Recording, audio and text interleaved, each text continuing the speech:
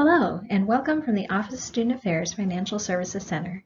Today, I'll be discussing the Student Program Card, or SPcard for short. Right up front, I'd like to state that this video is not a replacement for official SPcard policies or training created by the Purchasing Department.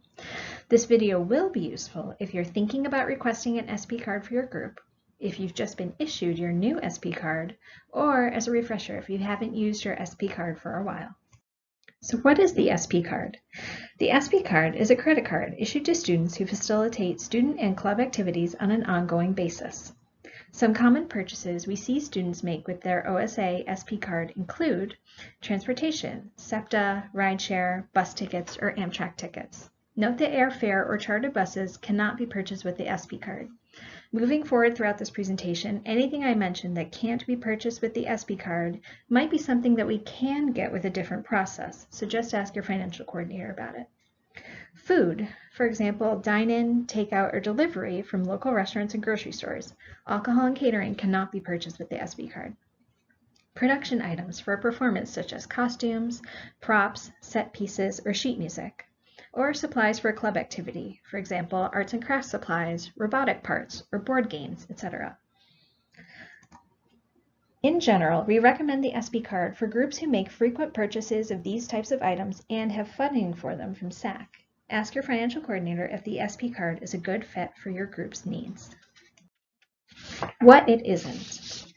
So I know I've already mentioned a few restrictions, but there are some other important ones that need to take a moment to highlight.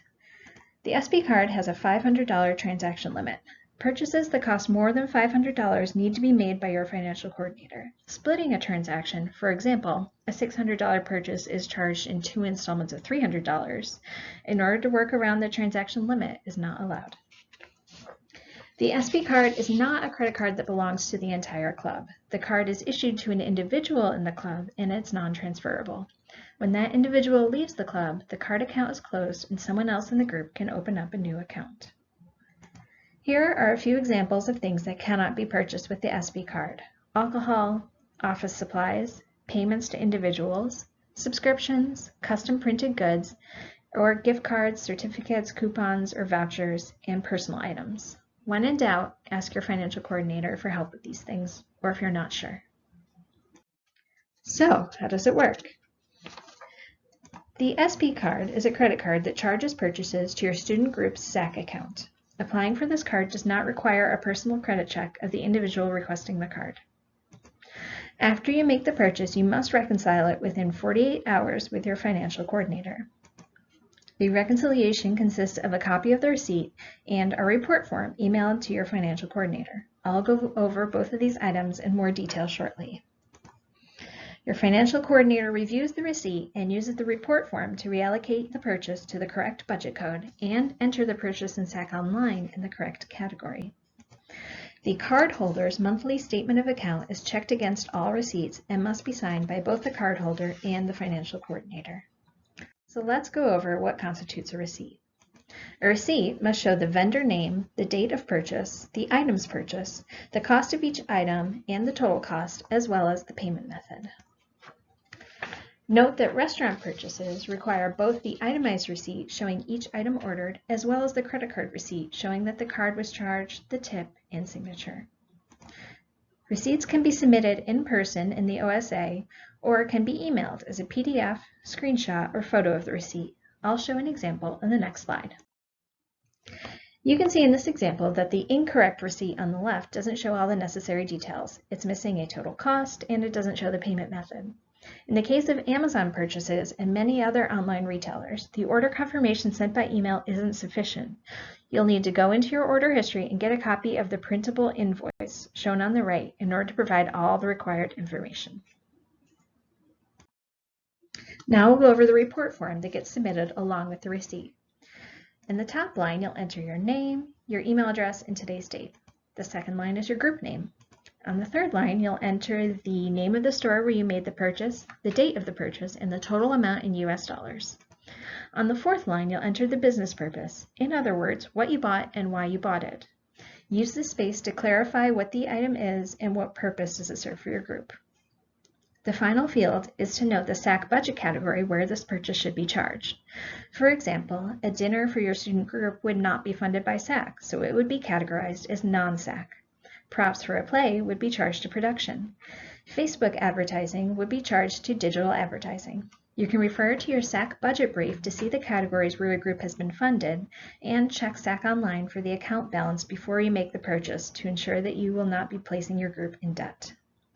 The section at the bottom is just for the use of the Financial Services Center, so you can ignore it. Okay, 2 more things before I let you go. I'm going to go over some important notes to keep in mind about the SP card, and then on the next slide, I'll run through the application process. In addition to your financial coordinator, your account is also monitored by a university-wide card program administrator for potential violations. If they see a red flag on your account, they will contact our office to follow up, and this could result in suspending or canceling your card. Your purchases must be reconciled in a timely manner in order to ensure that they have the correct budget allocation and are entered in SAC Online in a timely manner so your account stays up to date. Again, the reconciliation is sending the receipt and the report form to your financial coordinator within 48 hours of the purchase. Cardholders will receive a link to open an Amazon business account that should be used for all SPcard Amazon purchases in order to have the tax removed and take advantage of university discount pricing. The SPcard is not the preferred payment method in many cases, and there are items that need to be purchased through your financial coordinator with a PO. For example, custom printed goods from companies like Custom Ink, Fresh Prints, For Imprint, etc. Again, when in doubt, ask your financial coordinator first. Report a lost or stolen card at the number on the back of the card. You can also call this number to check your balance or find out why your card is declining if you're trying to make a purchase and the payment won't go through. The SPcard is tax exempt because Penn is a tax exempt organization. Ask the vendor to remove the sales tax from your order prior to payment. Refer them to use the tax exempt ID number on the back of the card. Follow up with your financial coordinator if the vendor needs a copy of Penn's tax exempt certificate. Finally, I'll give you an overview of the application process. If you already have your SPcard in hand, feel free to exit the video now. The first step is to contact your financial coordinator to let them know you'd like to open an SPcard account. If they agree that your group should have an SPcard, then they will send you a PDF with all the details on the process. Don't move ahead until you have that PDF so that you can make sure you're completing the right training and forms. Next, you'll complete an online training course in Penn's Knowledge Link platform, and you need to pass the quiz at the end with a score of 100%. Once that's done, you send a screenshot showing the quiz results or the course completion certificate along with the 1-page intake form in the PDF to your financial coordinator. Once your financial coordinator verifies receipt of these 2 items, they will let you know to go ahead and complete the online JP Morgan card application. Complete that JP Morgan card application, and in 2 to 3 weeks your card will be delivered. So that's all I have for you today. As always, please don't hesitate to reach out to your financial coordinator with any questions. Thanks for watching.